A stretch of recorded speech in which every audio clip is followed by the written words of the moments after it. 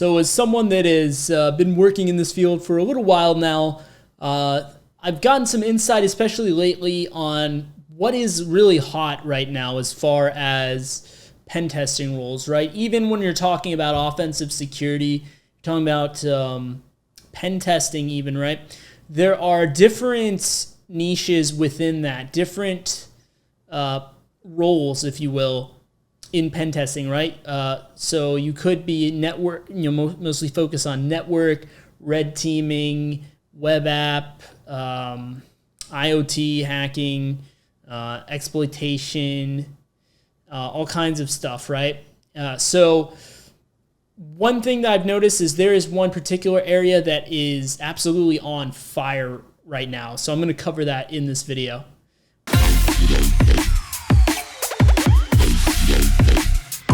What's up, guys? This is Ryan from elevatecyber, and go ahead and subscribe to the channel if you haven't already. We are making daily content here, and we're really growing a lot. And hit the like button as well to help get this message out there. We want to elevate everyone's skill set in cybersecurity. And for those of my longtime viewers, you probably noticed I have a bit different setup. I'm standing up at the moment and just trying something a little bit different. So we'll see how it goes. The mic's a little bit further away from me this time. I got to get one of those clip-on ones, honestly. Get that set up. But yeah, let me know what you think of this down in the comment section below afterwards. But yeah, let's get right into this, right? So one of the major roles within pen testing that I've seen blow up in the last year or two is web app pen testing. And that's, you could say a bit biased because that's what I do, but honestly, that is what I see very much. When a lot of times I get contacted by recruiters and things like that without me even applying to jobs. Like people on LinkedIn will solicit me with some job opportunities and stuff like that. And what I've seen a lot is like they want web app pen testers, right? Even the ones that, sometimes the recruiters are very general, right? So sometimes they'll hit you up and it'll be like something outside of your niche. But what I've noticed is that, yeah, web app pen testers are what a lot of these companies are looking for. And even what limited browsing I did around on the internet for jobs, I've seen so many openings, like most of them have been web app. And I think that, everything is going to, the cloud nowadays, right?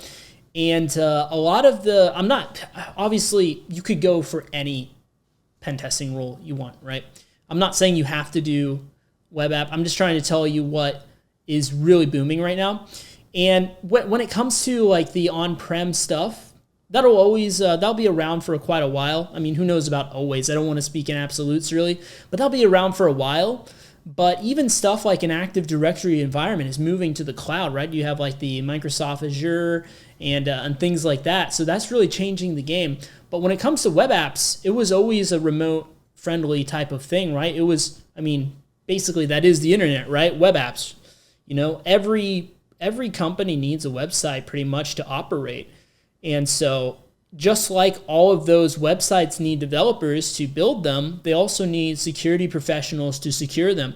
And any large company or small company probably has, not only a website, but the large companies, they have multiple web applications and web services and things like that, and they need security professionals to test them. So what I've seen is, even with a lot of companies, with these bigger companies, I've noticed that even if they're siloed a little bit to where certain people on a security team have a particular specialization and they're all on the same pen testing team, they all do web app pen testing, and then some of them do their niche things.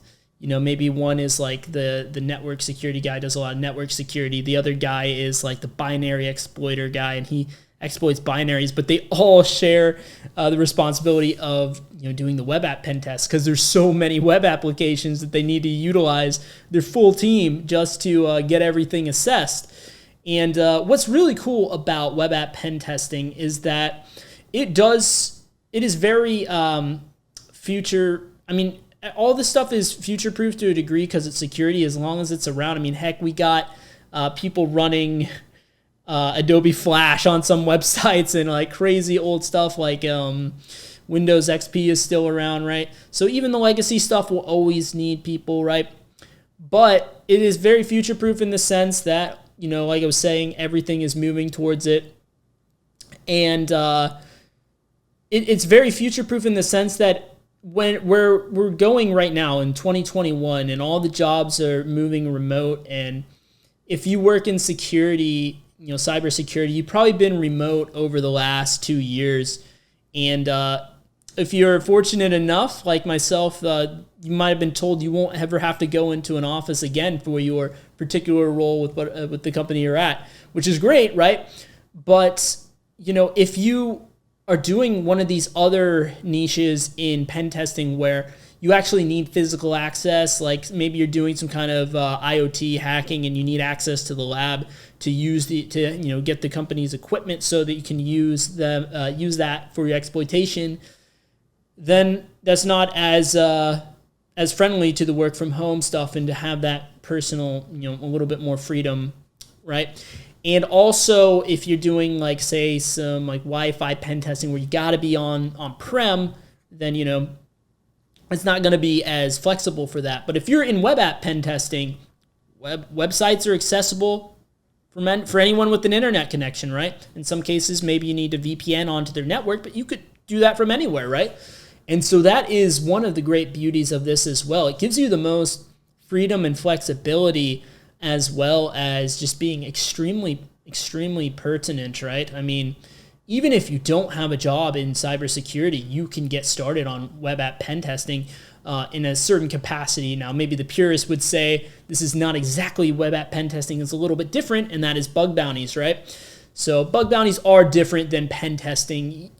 Yeah, sure, like when you get into it, but still, like you're able to test web apps even if you aren't currently employed as a web app pen tester, which is awesome, which is great, right? There's so much opportunity, and the resources now for this are better than ever. I mean, you have the Portswigger Web Academy, which is phenomenal. You got stuff like OWASP Juice Shop. You got, I'm drawing a blank right now because there's just so many resources out there. There's never been a better time to learn web app pen testing than right now, right?